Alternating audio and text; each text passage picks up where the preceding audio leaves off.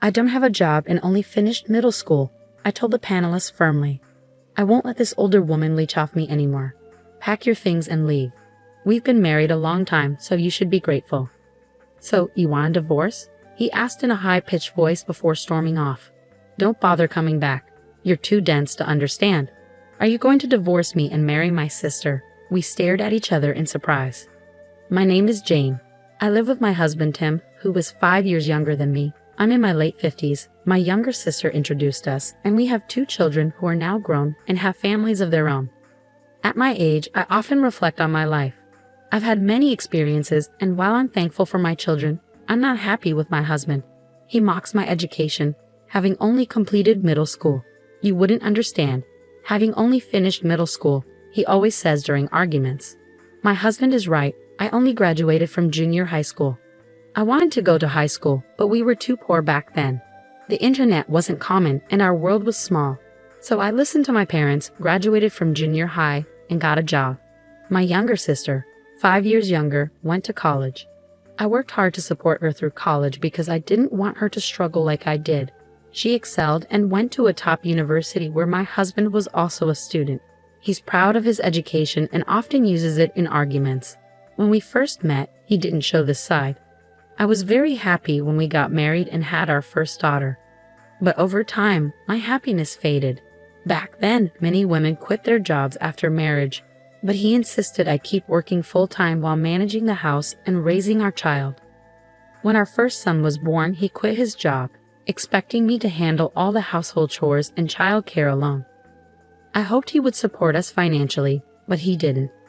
After 6 months of him being unemployed, I finally said, "It's time for you to find a job." "Who do you think you're talking to?" he replied. "You're the only one here. It's been 6 months. Are you going to stay unemployed? You think you can order me around? Not happening. Unlike you, who only finished junior high school, I'm more accomplished." "Good for you. So when are you planning to achieve your goals?" "If I want a job, I'll find one. And you don't get to decide what job I take. I have that choice." "All right then, go ahead and choose." "I can't. There's no job that interests me. He might have graduated from a top university and be good at studying, but he can't support our family. Without action, his fancy degree means nothing. Then at least contribute something to the family." "What kind of fool are you? It's absurd for me to do everything, isn't it?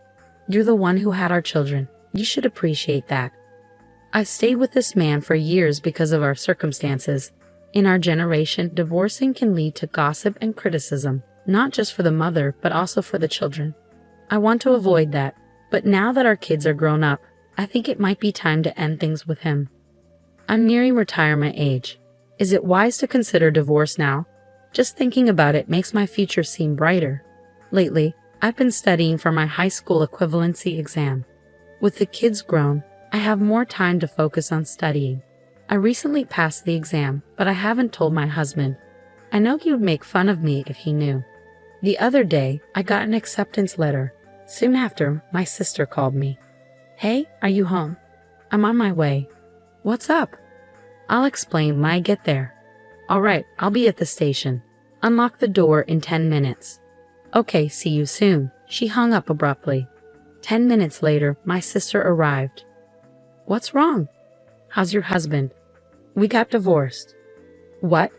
When did you get divorced?" "Oh, about 6 months ago." "I had no idea. I didn't tell you. By the way, do you have a spare room at your place?" "No, we don't." "Yes, you do. The kids are all grown up now." "Well, we kept their rooms just in case they visit." "So the guest room is free?" "Yeah, it is." "I'll stay there then." "Okay. I'm moving in today." "Wait, isn't this sudden?" "No, it's fine. Tim said it's okay." "Yeah, I told her she could come if she needed help," my husband added, returning from the convenience store. "Why decide that without discussing it with me? It's not right. Your sister needs help, Anju. That's why people like you who only finished middle school are clueless." "Exactly, she never helps anyone," Judy chimed in, siding with him against me. I knew she had always been like this. Despite my frustration, I did my best for her because she's family, but bitterness lingered. Eventually, I moved in with Judy, and I was the sole breadwinner while Judy and Tim did nothing all day. If you're going to stay here, at least pitch in. Why isn't Tim helping out or working? Oh, Jen, you've been obsessed with money ever since middle school. Must have been tough. I was shocked. Soon after, I noticed Judy and Tim spending a lot of time together. Their behavior bothered me the most. They seemed like lovers, though I doubted they were oblivious to it. I had to uncover the truth. I hired a detective agency and, as expected, a week later, I learned they were having an affair. When I told my children, they supported my decision to divorce. Now, I have no regrets. I'm just waiting for the right time to file for divorce. While Tim and Judy were out, I started studying for my law degree. It all began when I worked as a janitor at a lawyer's office. One of the firm's employees shared how he passed the bar exam at age 69, which inspired me deeply. I admired the idea of someone in their 70s taking on new challenges. That's when I decided I wanted to do the same. Then the day of my retirement arrived. When I got home, Tim and Judy greeted me with peculiar smiles. "I need to talk to you," I said. "What is it?" "You retired today, right? That means you're unemployed. How will you support yourself? You don't have a job and only finished middle school. I'm done with this. I won't let an older woman depend on me anymore. Pack your things and leave. Be grateful we were married for so long." "So you want a divorce?" He left with a raised voice. "Don't bother coming back. You know what I mean. Should I spell it out for you? You're not smart enough to figure it out on your own. Are you planning to divorce me and marry Judy?" They exchanged surprised looks and burst into laughter again. "You already knew, so let's get this over with quickly. I don't need you anymore. If you really don't want to leave, I might consider it if you beg. There's no need for that." "I plan to divorce him when I retired, so this works out well," I said. "Then let's do it." I pulled out the divorce papers from my bag. They both froze, mouths hanging open. "Please sign them quickly. I'm leaving." "Why were you the one with the divorce papers?" I decided to get a divorce, and now seemed like the right time. I explained as I changed into my clothes for the last time. "Hurry up, let's get this done." "It's good that Jen is leaving anyway," Tim remarked, signing the divorce papers under Judy's urging. "All right, that's it," I confirmed, checking his signature without hesitation. He didn't seem pleased with my straightforwardness. He's still insulting me, saying, "You're just a middle school graduate. You won't last long." I shrugged off his remarks. "Please, both of you," I said firmly, signaling for the kids to join us in the living room. "Here, hold on to this so he doesn't tear it up." "Okay, I got it." "You guys are unbelievable. You're the worst father ever. Graduating from some fancy university is a big deal for you, but it hasn't done anything for your life. You're content with your fancy degree while being unemployed your whole life. That's just silly, don't you think?" "What?" My daughter interrupted him. "You're a foolish, unemployed old jerk." "All right, kids, that's enough truth for now. You're both very direct. I have evidence of your affair. Time to face the consequences, as the law might say." Well then, I left the house with my children once they had nothing left to say. They owed me a million apologies. That's the price they paid for not working. Perhaps they borrowed money from a risky lender who lends to people without jobs or credit checks. I filed for divorce and finally became free. Now I can focus on my studies. I worked part-time as a cleaner and studied hard. Eventually, I got accepted into the law school of my dreams. After 4 years of studying, I graduated and passed the bar exam. Finally, I became the lawyer I always wanted to be. My children and their families threw me a little party. Life feels wonderful. But you know what? They were looking for me. How would I know? My ex-husband arrived at my new home tearful. "Your sister Judy doesn't work at all.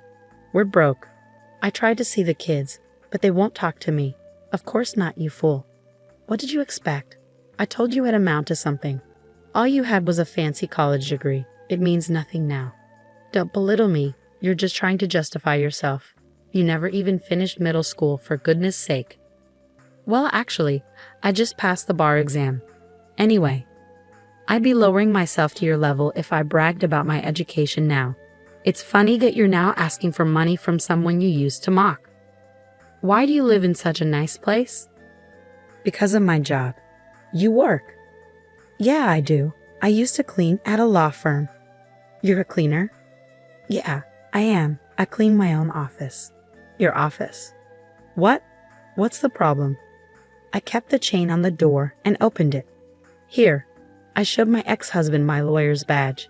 He froze. You know, if you keep bothering me like this, I'll fight you in court. You can't keep intruding into my life. I said that and closed the door firmly. After that, my ex-husband never bothered me again.